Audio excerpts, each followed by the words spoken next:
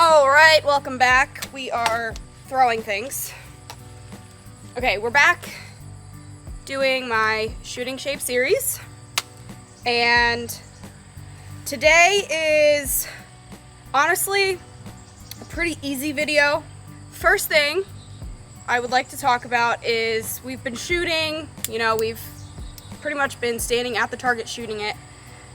Today we're gonna back up to 20 yards. Hopefully by now you have been practicing your draw and kind of working those muscles and getting kind of loosened up and comfortable, and to the point where you should be able to essentially have more strength, because we're using muscles that most people don't use, even in like workouts and stuff. Like everything up in here is like pretty restricted. Like it's not something you use often. Especially like this motion. We're not doing that other than to shoot a bow typically. So your muscles should be kind of working now. And so what we're gonna do is start working on increasing our weight. If you had to back it off at all. If you didn't back it off and you just kind of practiced your draw, you might actually be able to increase it. Now obviously this depends on what kind of specs your bow has. If it can only go up to say 50 pounds, maybe that's where you're maxed out. Then it is what it is. But if you do have say a 60-pound bow and you're pulling 53, you can slowly kind of work that weight up. Or you just get a new bow if you want to do that.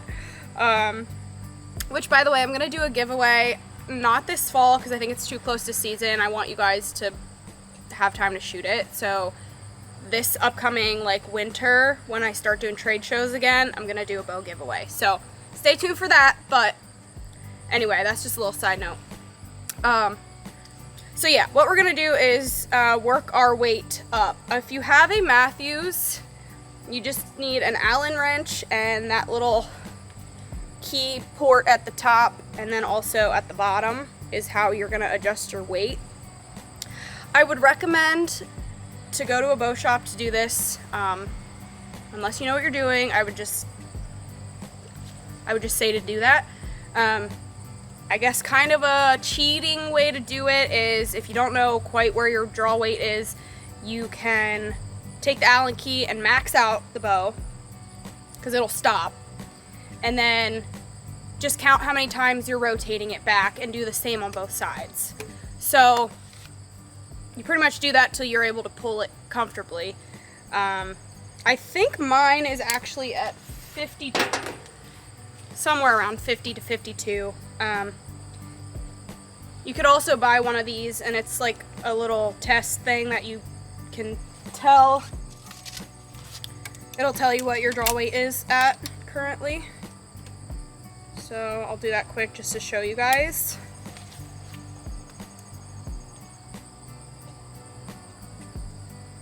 Clear it.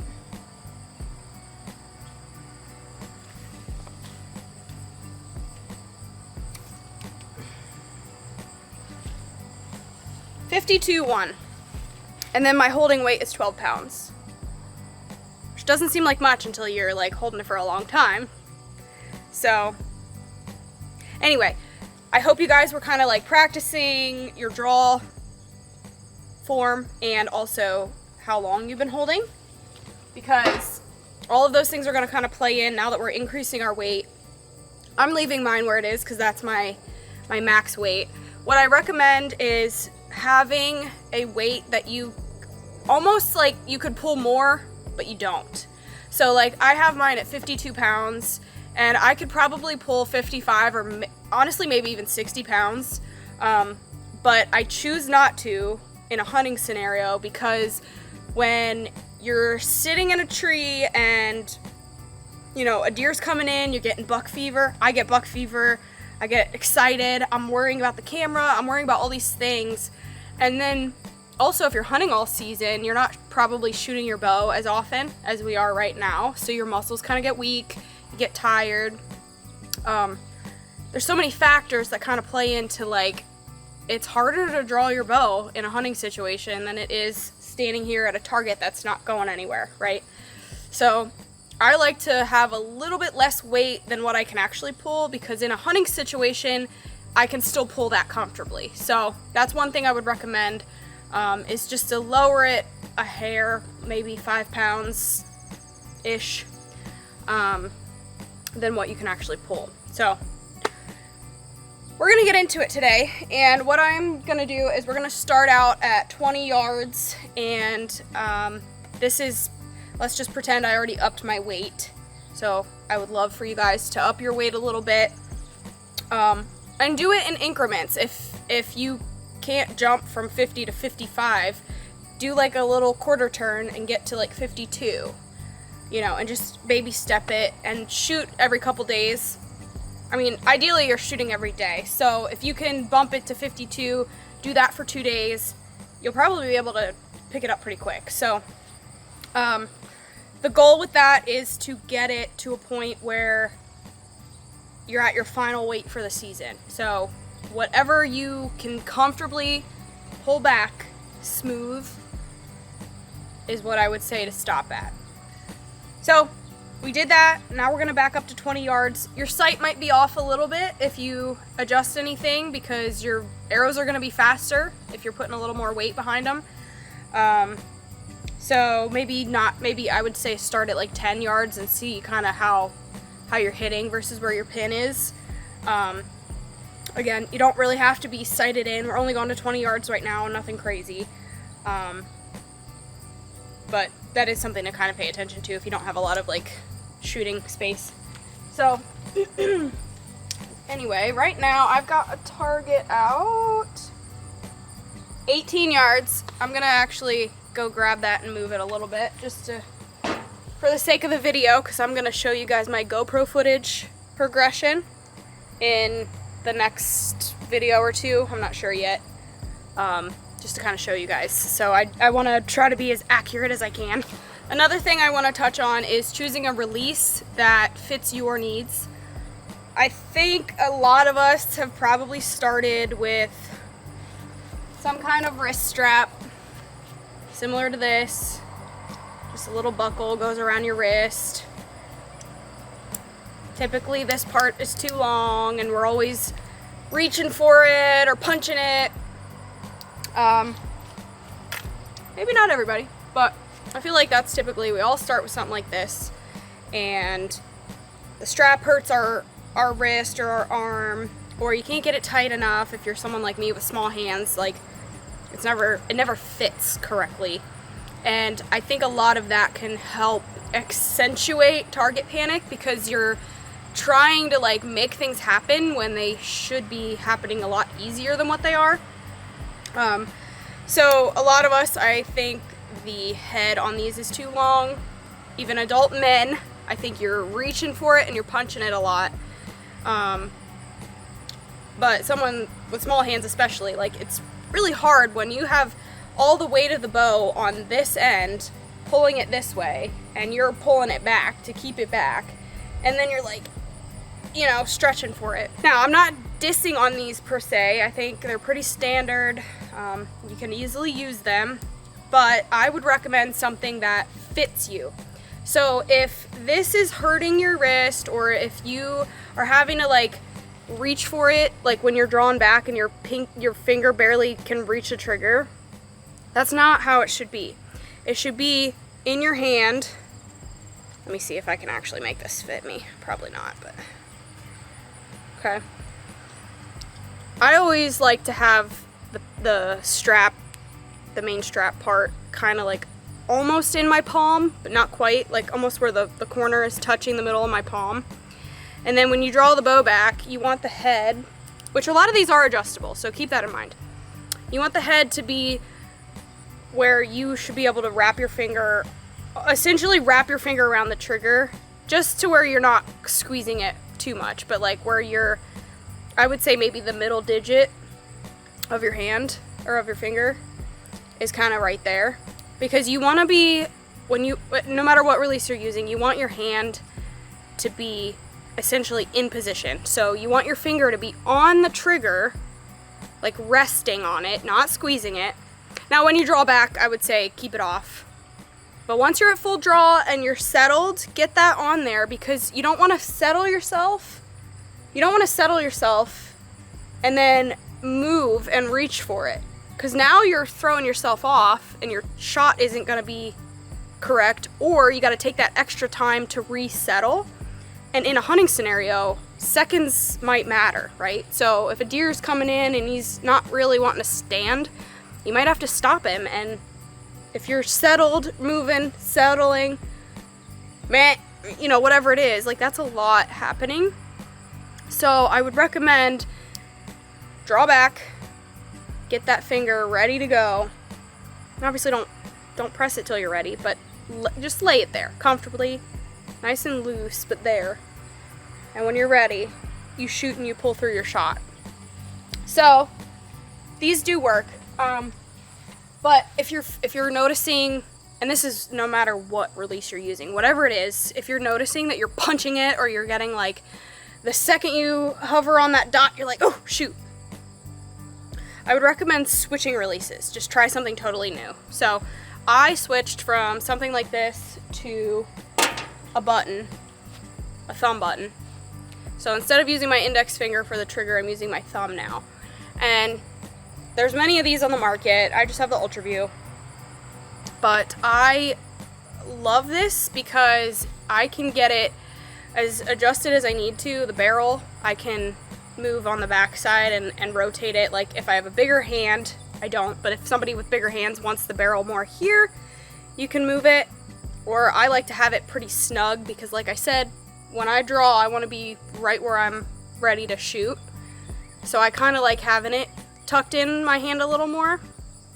But regardless, I love this because it changed my thinking on, like when I'm ready to shoot something, I'm not thinking, oh, I have to reach for this finger trigger and try to get it and make sure, you know, I'm squeezing it when I want to. And it was just like, it never fit me. So I love this because it fits me, and I'm able to, instead of having to reach for something, I'm already right there. And it's a lot easier, in my opinion, to just slowly squeeze your thumb than it is to try to wrap your index finger around a trigger.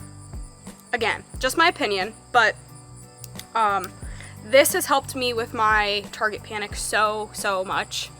And you know, you still have it, and you still have tendencies and things like that you got to practice and shoot through. But when you rewire your brain and how you're shooting, you're like, oh, I have to think about this instead of punching it. And you know, you're not so worried about what's out there as you are as the dynamics and the mechanics of what's happening in your hand. So anyway, I know that's long-winded, I tend to do that, but my point is, if you feel like you're struggling with your shooting and you're not comfortable and you're like, I just feel like I'm reaching for it or whatever, maybe switch your release. So let's get into it. 20.3, so perfect. I'm a stickler for exact yardages when it comes to shooting and like when you sight in a bow. And I only say that because I used to hunt with 40 pounds and every inch mattered. Like my 20 to 20, I think I even had a 25 pin at one point. It'd be like 20, 25, 30. And between 20 and 25, someone who has a heavy draw weight, you pretty much aim at the same spot and you're gonna hit about, you know, maybe within this much. But for me, 20 to 25 was a big gap. Like it could be several inches and it could be a matter of missing a deer. So I personally like to be very specific. When I say I'm shooting 20 yards, I am standing exactly at 20 yards. And that is based on my rangefinder. So this is the Bushnell Broadhead. As you can see, I've put it through the ringer, but I love this thing. This is a great rangefinder. I love it especially because in low light, the reticle, which is like essentially the aiming point, turns red, so it's easier to see than the standard black, which obviously when it's daylight, the black's easy to see. So I love this, but every rangefinder is different. it's based on calibration, and I mean, sometimes they're just a little bit off. So always use the same rangefinder if possible. Like, don't use your husband's rangefinder if you have a different one, because they might be off by 2 yards. I've definitely noticed when I go to the total archery challenges that some of us are like, what'd you get? Oh, 61? Oh, I got 64. Okay. And we both dial for our respective yardages and we still hit, you know, so it's not that either of us are wrong per se. Now, I guess technically one of them is wrong, but you want to go based on what your rangefinder says. So that is something that I want to point out, because that will throw you off for sure. So yeah, what we're gonna do, we upped our poundage, and in the last video I talked about sky drawing versus target draw versus being able to pull your bow straight back. So hopefully you guys practiced your target archer draw, which is the elevate and bring it down, push and pull kind of motion. And that helps to work your shoulder muscles. But now that you upped your weight, it's gonna be a little bit harder, which is why I say do it in increments. And once you do that to a point where you're like, okay, I can draw this really easily if I do it like that. Now I want you guys to start practicing being able to, you're gonna do the same thing with your shoulders, but instead of bringing the bow up, you're gonna kind of lean into it a little more. So instead of being this, so I'm standing upright, we're gonna do this. And as we're standing, and I'll talk about this a little bit more in the form video, but we're gonna put most of our weight on that front foot, so the foot closest to your bow. So instead of the push and pull this way, we're gonna kind of lean into it and pull it towards us, right? Now I'm being a little dramatic with my stance, but you see the idea. And obviously we do that because we want to have the least amount of movement possible in a hunting situation. You don't necessarily want to be lifting your bow, although there's definitely times that I have done it, and as long as you time it correctly, when the deer's looking away or behind a tree or whatever it is, that's, you know, when you can get away with a lot more movement. So I have not had any issues. I've never spooked a deer by doing a target archer draw. I don't think it's really any different than, you know, kind of drawing your bow back anyway. You're still moving, right? So moral of the story is it really doesn't matter, but I would recommend trying to be able to just smoothly draw your bow back at a more level stance, I guess. So that's what we're gonna practice. I'm gonna shoot a few, show you guys kind of some examples. So we're set to 20.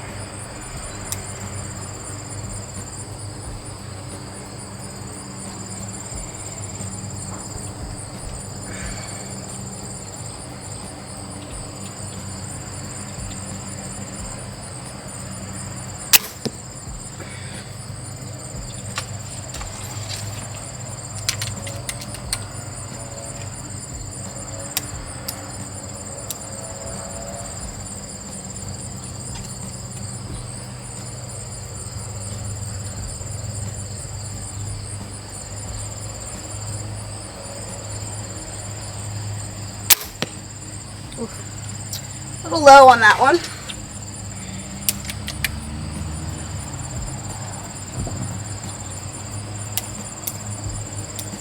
And this is also where our stamina comes into place, where we were practicing holding longer. So that's also something you want to do once you are able to do it smoothly and comfortably. You again want to go back to holding a little bit longer, practicing that, but doing that with the lower weight helps us to be a lot more steady with our arrows right now, and steady when it comes to the time to sight in our bow, which is what we're going to be doing in the next video. So you want to be pretty confident in your shot before you sight in, or else it could maybe be off a little bit and then you're going to have to redo it eventually. So that's kind of one thing I like to do, is just I try to shoot as much as I can, get my stamina up, and then I sight in my bow.